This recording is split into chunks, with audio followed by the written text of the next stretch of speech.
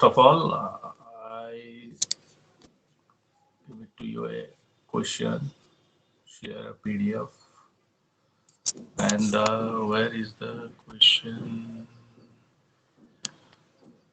BP format become question. Okay, this is the question. Okay, this is the question for holding company जो हम आज question करेंगे। थोड़ा सा बड़ा क्वेश्चन है, लेंथी क्वेश्चन है और टफ क्वेश्चन है, ठीक है, और एग्जाम पॉइंट ऑफ व्यू से वेरी इंपॉर्टेंट है। तो ये क्या कह रहा है कि there is a A limited acquire 90% of the share in the B limited. A limited ने बी लिमिटेड के 90% शेयर एक्वायर करे ऑन 30 सितंबर 2019, 30 सितंबर 2019 को एट कॉस्ट 1 लाख रुपीज 1,20,000, 1,20,000 के हिसाब से उन्होंने क्या करे हैं, 90% शेयर खरीदे। No balance sheet was prepare at the date of acquisition. जिस दिन खरीदी उस दिन कोई भी आपने बैलेंस शीट नहीं बनाई है। The balance sheet of B limited as on 31 March 2019 and 20 were as follows. ठीक है, आपको नीचे दी हैं दो बैलेंस शीट दी हैं बी लिमिटेड की, जिसको कि एक्वायर किया गया है। शेयर कैपिटल देखिए आप 10 रुपए के हिसाब से है, 40,000 4,000 शेयर हैं। जनरल रिजर्व 80 से 88 हो गया है, ठीक। प्रॉफिट एंड लॉस 20 से 34,800 हो गया है। प्रपोज डिविडेंड 2019 में था नहीं, 2020 में हुआ है 9,200 रुपए। दोनों साइड का टोटल कर लिया। इधर आप असेट साइड में आ जाएंगे, 2019 में 1,20,000 की थी, जो 2020 में जाके 1,52,000 की हो गई। गुडविल दोनों सार की सेम है और टोटल हो गया सेम। अब आपको जो नीचे बैलेंस शीट दी है ये होल्डिंग कंपनी जिसने की खरीदा है उसकी है कि the balance sheet of A limited as on 31 March 2020। ठीक है, ये है इश्यू कैपिटल 4,000 है, 100 रुपए का एक है, तो 4 लाख की कैपिटल हो गई। कैपिटल रिजर्व यहाँ 40,000 का है, जनरल रिजर्व यहाँ 2 लाख का है, प्रॉफिट एंड लॉस 80,000 का है। नेट एसेट्स देखिए इसकी 6 लाख रुपए की है। शेयर्स इन बी लिमिटेड 1,20,000, जो कि आपको ऊपर भी इंफॉर्मेशन दी थी कि उसने 1,20,000 रुपए में वो शेयर खरीदे हैं। तो ये वाली अमाउंट आपको यहाँ दिख जाएगी नीचे। ठीक है, इसकी एसेट साइड में ये 1,20,000 रुपए इसने यहाँ पे दिखा रखा है, इतने के शेयर इसने खरीदे हैं इसके। ठीक, उसके बाद नीचे दिया है एज्यूमिंग, आपको एज्यूम करना है that the profit of B limited has accrued evenly throughout the year, कि बी लिमिटेड ने एक जैसे रेट से जो है पूरे साल भर प्रॉफिट अर्न किया है 2019-20 में। And the goodwill appear in the books of B limited, जो बी लिमिटेड की बुक में जो गुडविल दिखा रखी है 20,000 रुपए की, ठीक है, टू बी रिटर्न ऑफ, इसको हमने राइट ऑफ करना है। Prepare the consolidated balance sheet of A limited as on 31 March 2020। ठीक है, तो इस क्वेश्चंस को करने से पहले सबसे पहले हमें ये चीज ध्यान देनी है कि एक तो वो बैलेंस शीट बना कब रहे हैं। ठीक है, तो बना तो वो पूरे साल के एंड में रहे हैं, जिस दिन वो एक्वायर कर रहे हैं उस दिन कोई भी बैलेंस शीट नहीं बन रही है। ठीक, तो एक चीज हमारे लिए ये क्लियर हो गई है कि बैलेंस शीट तो हमें उस दिन बनानी है। हालांकि उन्होंने जो इसने जो एक्वायर किया है वो 30 सितंबर 2019 को करा है, जबकि ये जो बैलेंस शीट है ये बैलेंस शीट 31 मार्च को बन रही है। ठीक, 31 मार्च की है और इसने सितंबर के महीने में जो है इनको एक्वायर कर लिया गया है।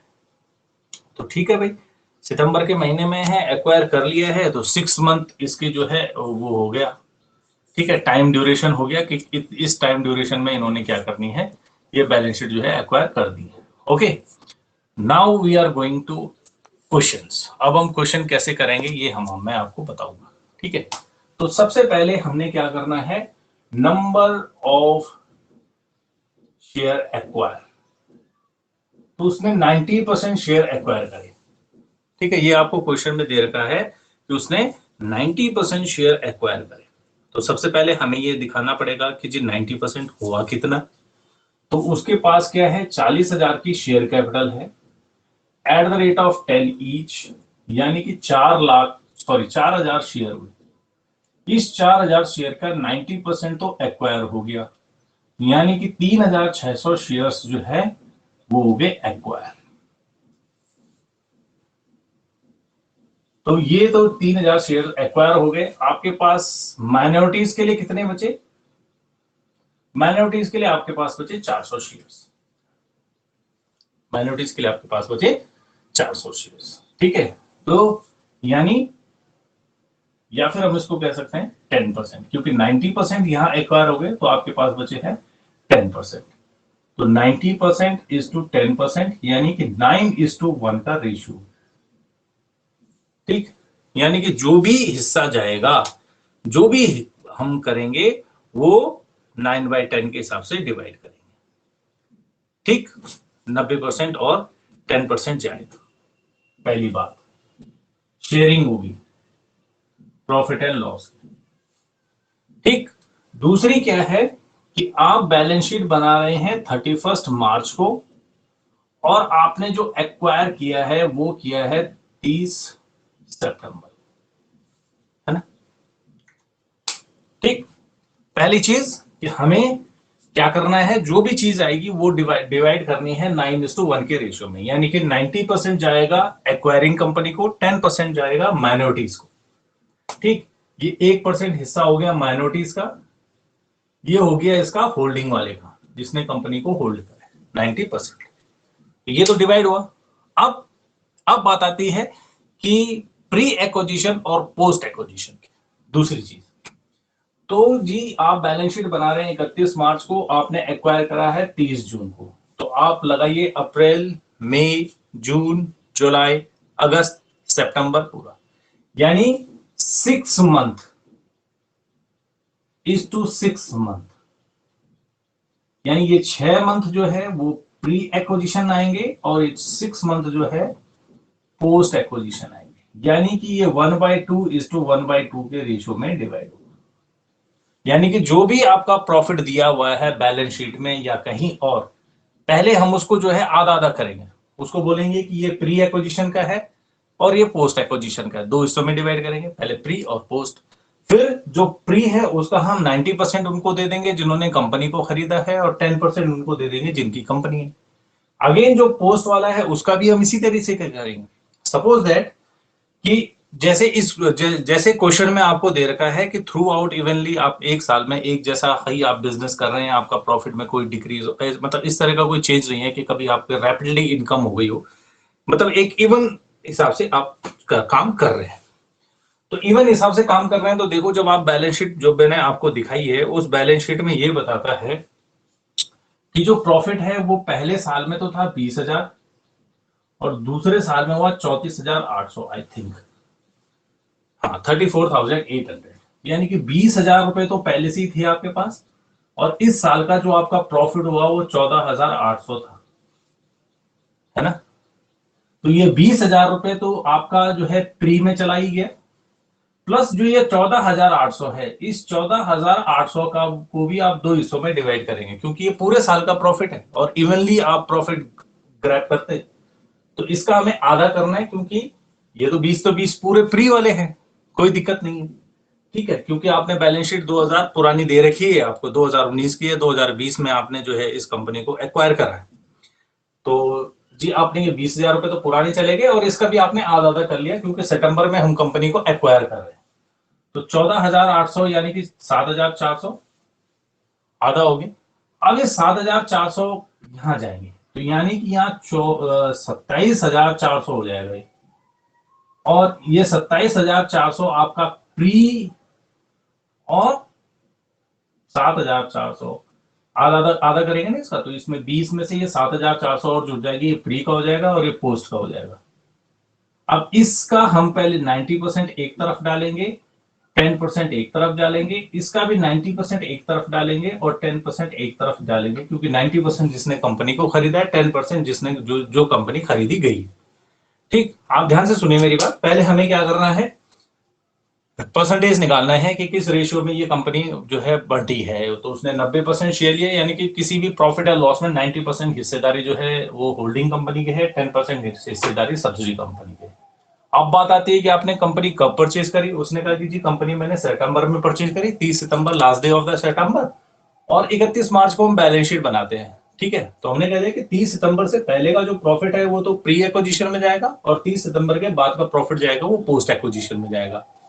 अब हम जाते हैं बैलेंस शीट की तरफ, तो वहां पुराने साल का तो 20,000 रुपए का प्रॉफिट दिखा रखा है, तो ऑब्वियसली ये पुराने साल का है, तो ये प्री एक्विजिशन में जाएगा, और इस साल जो इसने दिखाया वो 34,800 है, यानी कि 20,000 से 14,800 का इंक्रीजमेंट है, यानी कि करंट ईयर में उस कंपनी ने 14,800 रुपए कमाए। अब ये 14,800 उसने पूरे साल में कमाए, तो इसका भी अभी हम आधा करेंगे, क्योंकि हमने कह दिया कि 30 सितंबर से पहले और 30 सितंबर के बाद। तो 14,800 का हो गया 7,400। ठीक। अब इस 7,400 को ये 20 के साथ एक 20 पुराना है, 7,400 ये तो 27,400 आपका प्री का हो गया, और 7,400 आपका पोस्ट, यानी कि सितंबर 30 सितंबर के बाद उसने 7,400 कमाए हैं।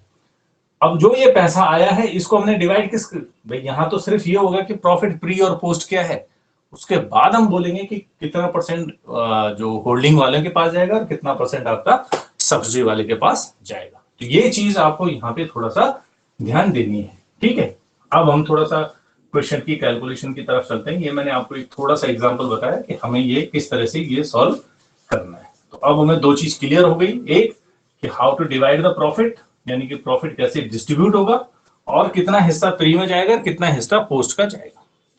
तो सबसे पहले जो हम कैलकुलेशन करते हैं वो करते हैं हम कैपिटल रिजर्व की, ऑब्लिक गुडविल, जो भी आएगा वो अभी हमको जब हम कैलकुलेशन करेंगे तब हमें पता चलेगा कि ये इसमें रिजर्व आ रहा है या गुडविल आ रहा है। ठीक है, क्या आएगा ये हमें अभी पता लग जाएगा। ओके, तो सबसे पहले हमें क्या दिखानी है, कॉस्ट ऑफ एक्विजिशन। तो उसने उसके 90% शेयर लिए हैं 1,20,000 रुपए के, ये आपको दिखा रहा है, क्वेश्चन में दे रखा है 1,20,000 रुपए, 90% शेयर लिए। ठीक है, कोई दिक्कत नहीं, इसमें से हम लेस करेंगे face value of 90% shares. 90% share की फेस वैल्यू कितनी होगी, 90% शेयर थे 3,610 रुपए का एक, तो 36,000, 36,000 रुपए के शेयर हो रहे थे, जो आपको फेस वैल्यू दिखा रही है। दूसरा आपको दे रखा है कैपिटल रिजर्व, क्वेश्चन में है कैपिटल रिजर्व। ठीक है, तो कैपिटल रिजर्व आपको दे रखा है जी, पिछले साल का 80,000, इस साल का 88,000, यानी कि 8,000 और आया है आपका, है ना। ठीक है, तो पिछले साल का जो है पहले 80,000 जो दिखा रखा था, इसका 90% आ जाएगा। ठीक है, इसका हम 90% निकाल लेंगे, 72,000। ठीक, 10% जाएगा माइनॉरिटीज के लिए, 90% जाएगा आपका जो एक्वायर करने वाली कंपनी है। अच्छा, अब हम करंट ईयर कैपिटल रिजर्व एक साथ भी कर सकते हैं और अलग अलग भी कर सकते हैं। देखो, आपको करंट ईयर का जो रिजर्व दे रखा है वो 88,000 है, और प्रीवियस ईयर का जो रिजर्व था वो 80,000 है। ये जो 80,000 ने मैं निकाले 2019 का है, 2020 में उसकी बैलेंस शीट में 88,000 रुपए का दिखा रहा है। तो जी 8,000 रुपए इस साल मतलब इसने कमाए हैं, ट्रांसफर करें। अब इस 8,000 का भी हमें आधा करना पड़ेगा, क्योंकि सितंबर में कंपनी एक्वायर हुई है, तो आधा प्री का होगा, तो इसका आधा हो गया 4,000। अब इस 4,000 का 90% निकालेंगे। आप समझ रहे हैं मेरी बात, जो हम अभी तक कर रहे थे। हमने पहले दोनों का डिफरेंस निकाला, दोनों साल का डिफरेंस कितना है, उसने कहा जी 8,000 इस साल आपने कैपिटल रिजर्व में ट्रांसफर करें। अब इस कैपिटल रिजर्व में ट्रांसफर, क्योंकि सितंबर में हमने कंपनी एक्वायर करी है, इसलिए आधा 6 महीने का टाइम हो रहा है, तो पूरे साल का 8,000 रुपए प्रॉफिट है, ट्रांसफर है, तो 6 महीने का कितना होगा, 4,000। अब इस 4,000 का हम 90% देंगे जो कंपनी एक्वायर कर रही है, और 10% देंगे हम किनको, जो हमारे माइनॉरिटीज है। तो ये हो जाएगा 3,600। ठीक है, ये कैपिटल रिजर्व का हो गया। ठीक, अब हम करते हैं किसका, प्रॉफिट का। ठीक, तो यहां पे लिख देते हैं प्री एक्विजिशन प्रॉफिट। अब प्री एक्विजिशन प्रॉफिट का 90% हमें डालना है, तो प्री एक्विजिशन प्रॉफिट कितना है जी हमारा, तो हम निकाल लेते। देखो, पहले आपका पुराने साल का जो प्रॉफिट 2019 में जो दिखा रहा है वो 20,000 रुपए दिखा रहा है, प्लस इस समय का जो प्रॉफिट दिखा रहा है वो कितना दिखा रहा है, 34,800। तो अगेन फिर वही जो मैं आपको पहले बता रहा था कि इस साल का प्रॉफिट 34,800, इसमें से हमने 20,000 रुपये माइनस कर देने हैं, उसका हम आधा कर देंगे, ठीक, प्लस, और आपने क्या करा होगा, सोचो, आपने क्या किया, प्रपोज डिविडेंड भी दिखाया है, यानी कि इस साल आपने 9,200 रुपए एज अ प्रपोज डिविडेंड दिखाए हैं, उस 9,200 का भी हम आधा कर लेंगे। थोड़ा सा कॉम्प्लिकेशन है इसकी, इस क्वेश्चन की कैलकुलेशन, इस 9,200 का भी हम आधा कर लेंगे, क्योंकि प्रपोज डिविडेंड पूरे साल का है, तो 6 महीने और 6 महीने से हम डिसाइड करेंगे इसको, ठीक है। तो ये हो जाएगा 20,000 प्लस जो मैं अभी आपको कैलकुलेशन करके दिखाया था 34,800, और जो हमारा बचेगा उसमें हो जाएगा 17,400, 17,800, सॉरी 20,14,800 बटे 2 प्लस बटे 2, ठीक है।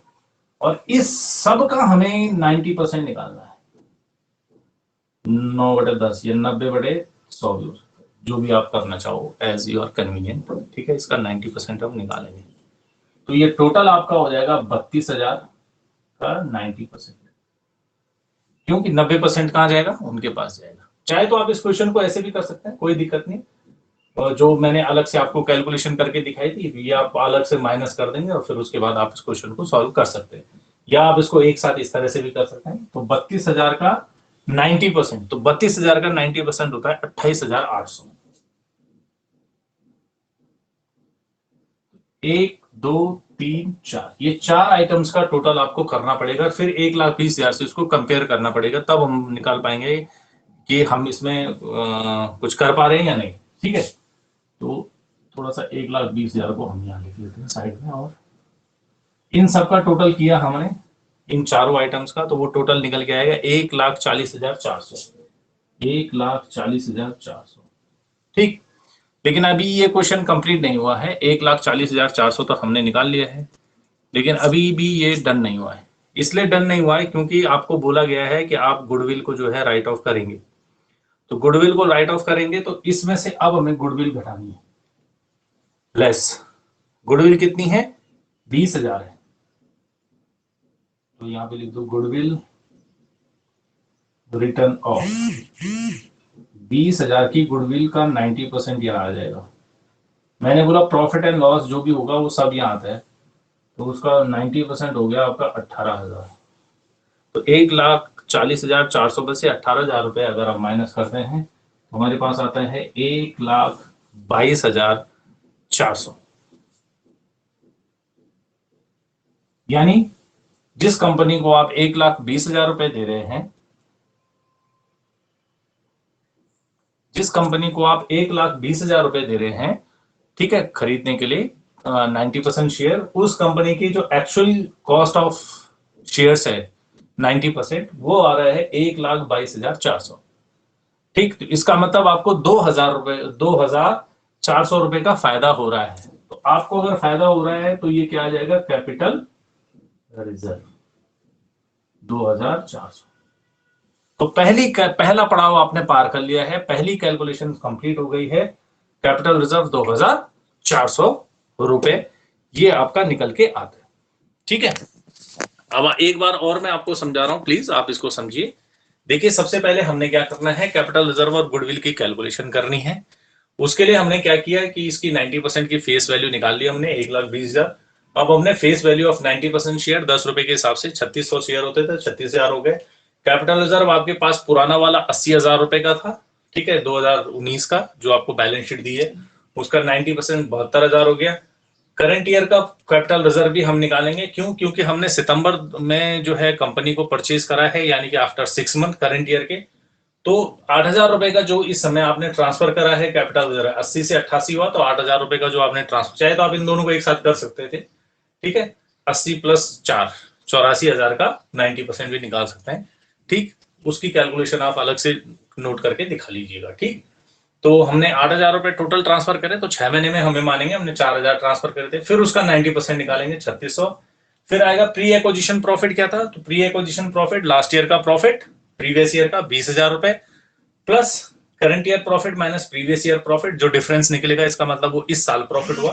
तो 34,800 माइनस 20,000, यानी कि आपके पास जो प्रॉफिट बचा वो 14,800 का बचा। उसका हम आधा करेंगे, क्यों? क्योंकि सितंबर में कंपनी को क्या किया गया है, एक्वायर किया गया है। प्लस जो आपने इस साल प्रपोज डिविडेंड किया है 9,200 का, उसका भी हमें आधा करना पड़ेगा क्योंकि पूरे साल का प्रपोज डिविडेंड है। और फिर जो आइटम आएगा उसका हम 90/100 कर देंगे, क्योंकि यहाँ पे 90% हिस्सेदारी है होल्डिंग कंपनी की। तो इन सबको कैलकुलेशन करने के बाद आपका 32,000 रुपए आया। ठीक है, 32,000 का 90% निकाल दिया हमने, 28,800। इन चारों को जोड़ा, 36,000, 72,000, 3,600 और 88,800, 1,40,400 आया। क्योंकि क्वेश्चन में दिया हुआ है कि आपको गुडविल को राइट ऑफ करना है, तो गुडविल को राइट ऑफ भी कर पाएंगे हम, क्योंकि इनकी 90% हिस्सेदारी बनती है, 10% हिस्सेदारी इसकी बनती है। तो 20,000 का 90% 18,000। तो जो कीमत देनी थी 1,40,400, अब उसमें से 18,000 रुपए और राइट ऑफ कर लेंगे हम, तो हमारे पास निकल के आएगा 1,22,400। क्योंकि हम कंपनी को जो प्राइस दे रहे हैं वो 1,20,000 रुपए दे रहे हैं और कंपनी की कीमत आ रही है 1,22,400 90% की। तो जो भी डिफरेंस है वो डिफरेंस आपका, क्यों आप कम दे रहे हैं इसलिए आपको फायदा है, तो आप फायदा है, अब इस पैसे को कहां ट्रांसफर करेंगे, कैपिटल रिजर्व में हम इस पैसे को ट्रांसफर करेंगे। तो पहला इस, अब सेकंड स्टेप, जब कैपिटल रिजर्व हम कैलकुलेट कर लेते हैं, क्योंकि इंपॉर्टेंट यही है कैपिटल रिजर्व को आपको कैलकुलेट करना।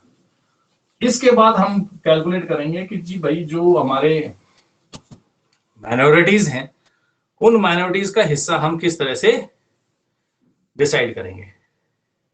ठीक है,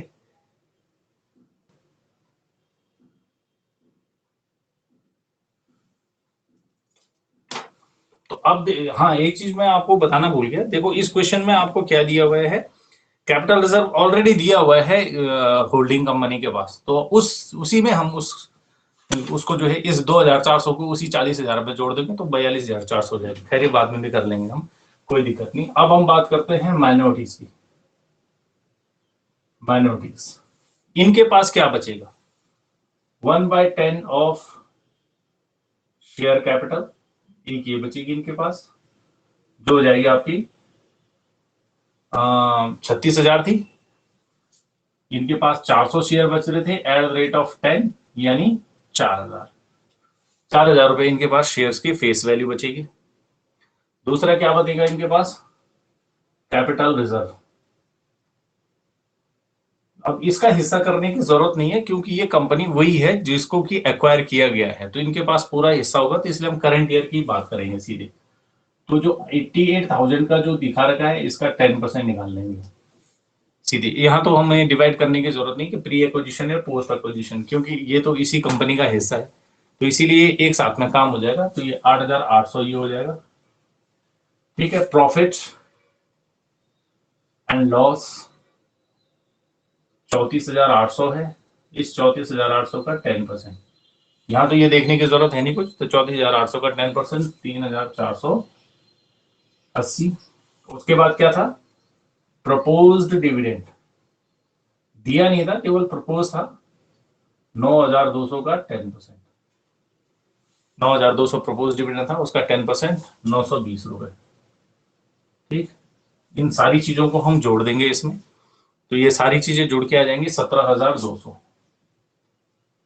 ठीक, इसमें से हम लेस कर देंगे, क्या लेस करेंगे, गुडविल रिटर्न ऑफ। तो 20,000 आपकी गुडविल है दोनों साल की, उसका 10%, क्योंकि 90% तो हम दे चुके हैं कैपिटल रिजर्व में, यहाँ पर अब बची 10%, वो 10% ये आ जाएगी, इसका 2,000। तो 15,200 रुपए हमारे पास जो बचेंगे वो किसके लिए बचेंगे, माइनॉरिटीज के लिए बचेंगे, कि जब हम क्वेश्चन करेंगे तो 15,200 रुपए हम किसको दिखाएंगे, माइनॉरिटीज को दिखाएंगे।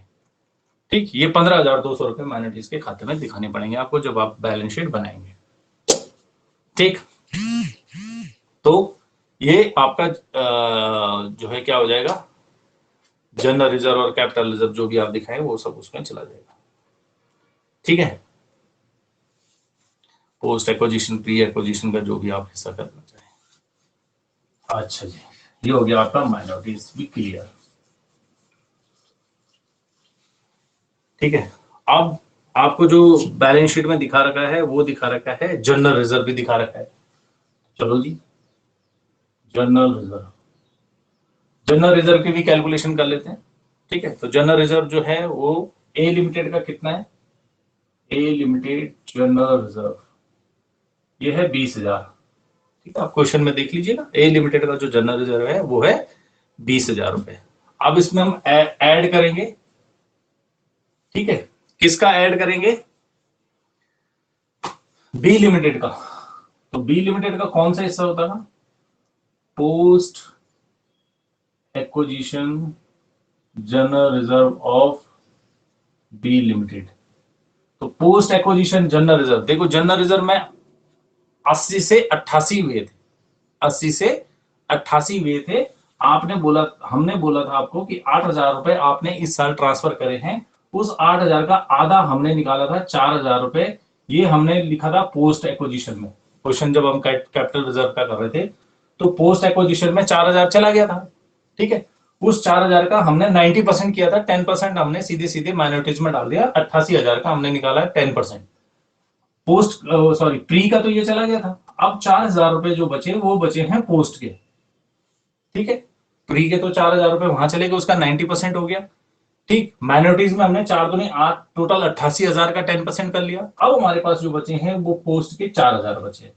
ठीक, तो इस 4,000 का 90% यहां हम ऐड करेंगे, क्योंकि दोनों कंपनीज की बैलेंस शीट में जनरल रिजर्व दिखा रखा है। अगर नहीं होता दिखाया हुआ तो कोई प्रॉब्लम नहीं थी, फिर हमें कैलकुलेट करने की जरूरत नहीं है, लेकिन आपको दिखा रखा है और हमने क्या कर दिया है, माइनॉरिटीज में पूरे 88,000 ले गए हैं, 88,000। जबकि हमने कैपिटल रिजर्व में क्या करा है कि 80,000 प्लस 4,000, 84,000 का 90% दिखाया है, 4,000 रुपए नहीं दिखाए हैं। कौन से वाले, बाद वाले, यानी पोस्ट वाले। प्री वाले तो हमने दिखा दी। तो पोस्ट एक्विजिशन जनरल रिजर्व में जो ट्रांसफर है वो, क्योंकि आधा आधा हुआ था 4,000, उस 4,000 का 90% तो 3,600। तो जब हम जनरल रिजर्व दिखाएंगे तो 23,600 दिखाएंगे। पूरा जो कंसोलिडेटेड जनरल रिजर्व जिसको हम बोलते हैं, या कंप्लीट जनरल रिजर्व जो बोलेंगे, वो हो जाएगा 23,600। ठीक है, नहीं सॉरी 2 लाख रुपए था, आई एम सॉरी 2 लाख रुपए था। तो ये हो जाएगा 2,03,600। 2 लाख रुपए जो है उस कंपनी का जनरल रिजर्व है, 2 लाख रुपए। तो 2 लाख में 3,600 ये और जुड़ जाएंगे, ये हो जाएगा। ठीक, अब तीसरी चीज निकाल देंगे हम, चौथी चीज consolidated profit and loss account, जो इंपॉर्टेंट है। अब हम निकालेंगे consolidated profit and loss account की। अब हम उसको कैसे कंसोलिडेट करें, प्रॉफिट एंड लॉस अकाउंट को। तो कंसोलिडेट कैसे करेंगे जी, सबसे पहले ए लिमिटेड का प्रॉफिट। ठीक है, ए लिमिटेड का प्रॉफिट है आपके पास 80,000 रुपए का। ठीक, अब हम निकालेंगे कि पोस्ट एक्विजिशन का क्या क्या हिस्सा बचा है आपके पास। ठीक, पोस्ट एक्विजिशन प्रॉफिट कितना बचा है, कितना था, 14,800 है ना। पोस्ट एक्विजिशन था 14,800। पोस्ट एक्विजिशन का प्रपोज्ड डिविडेंड कितना था, डिविडेंड वो कितना था, 9,200 था प्रपोज डिविडेंड। तीसरी चीज थी, नहीं दो ही चीज थी, हाँ, एक पोस्ट एक्विजिशन का प्रॉफिट हो गया, बाकी सब चला गया, हाँ बाकी सब हो गया, ये हो गया 9,413, 24,000, 24,000 टोटल आपके पास प्रॉफिट है। अब हम क्या करेंगे, क्योंकि शेयर ऑफ पोस्ट ये तो पूरे साल का है। ठीक है, तो शेयर कितना है, 24,000 का आधा, यानी कि 12,000। समझे, 14,000 पूरे साल का प्रॉफिट है।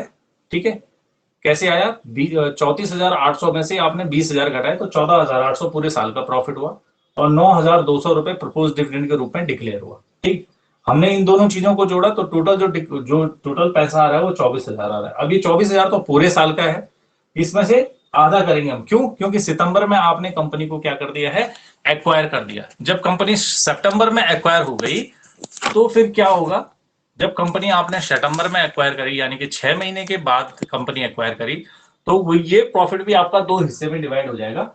6 महीने पहले और 6 महीने बाद। अभी 6 महीने का पहले का तो सारा हिसाब हो गया है कैपिटल रिजर्व में।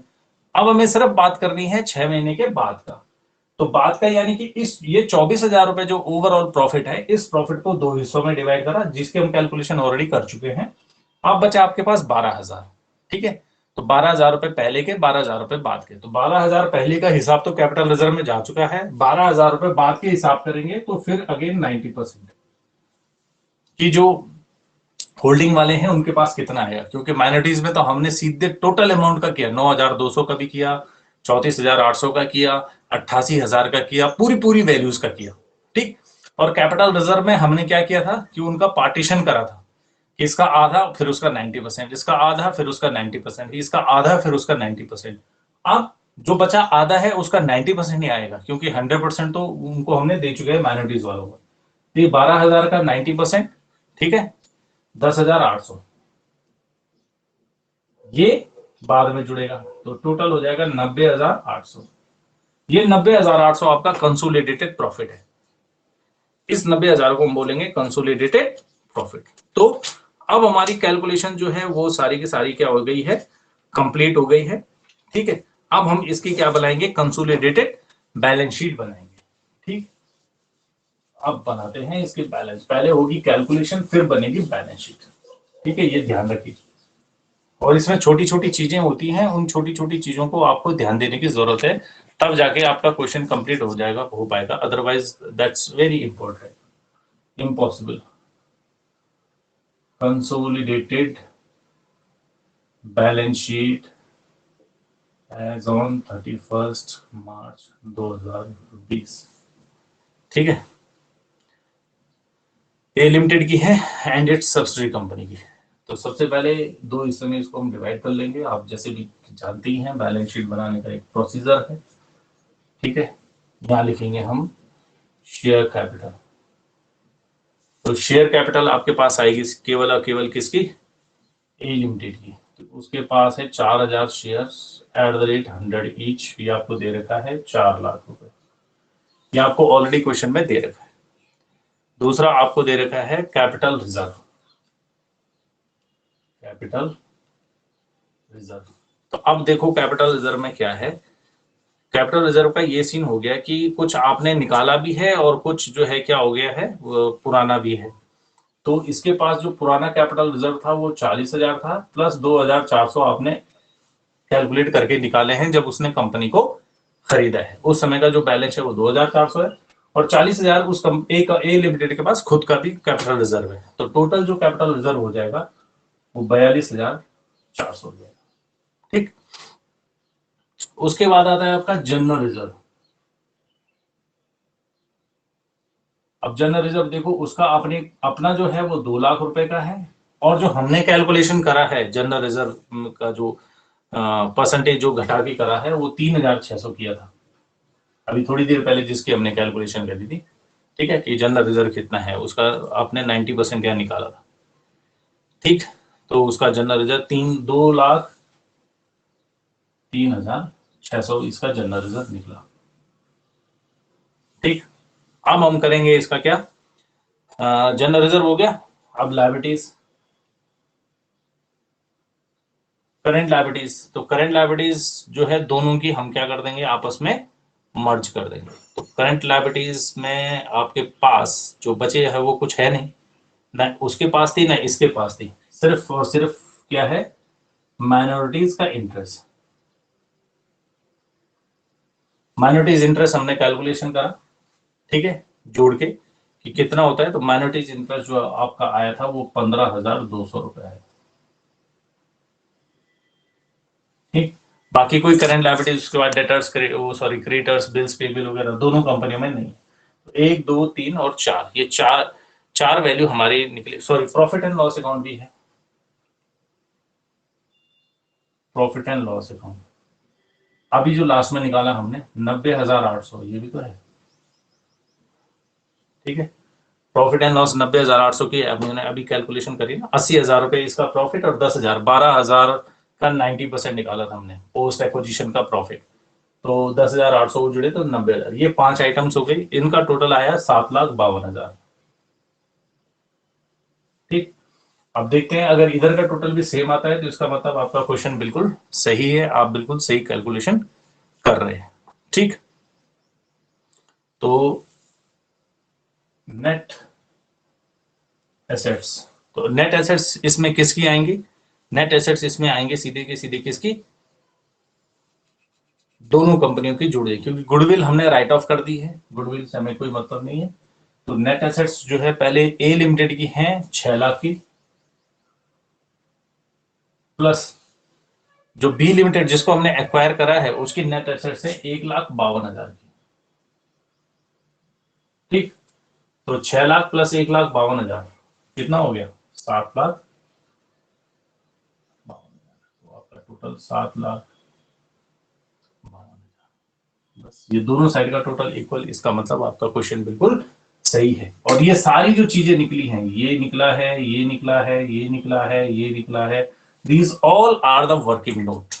ठीक है, आंसर सिर्फ इतना है, लेकिन इन सब चीजों की जो कैलकुलेशंस है वो इंपॉर्टेंट है। अगर आपने क्वेश्चन में वो आपने कहा कि जी दोनों की साइड का बैलेंस शीट देख लेते हैं कितनी है, एसेट्स जोड़ लो, इसकी और इसकी जोड़ लो, यही तो टोटल आने वाला है, और यहाँ फिर अपने हिसाब से आइटम्स को ऊपर नीचे कर लो। ऐसा नहीं होगा, आपको ये कैलकुलेशन करनी पड़ेगी, और जो भी एग्जामिनर होगा पहले वो इस कैलकुलेशंस को देखेगा, उसके बाद ही आपके क्वेश्चन को सही या गलत मानेगा।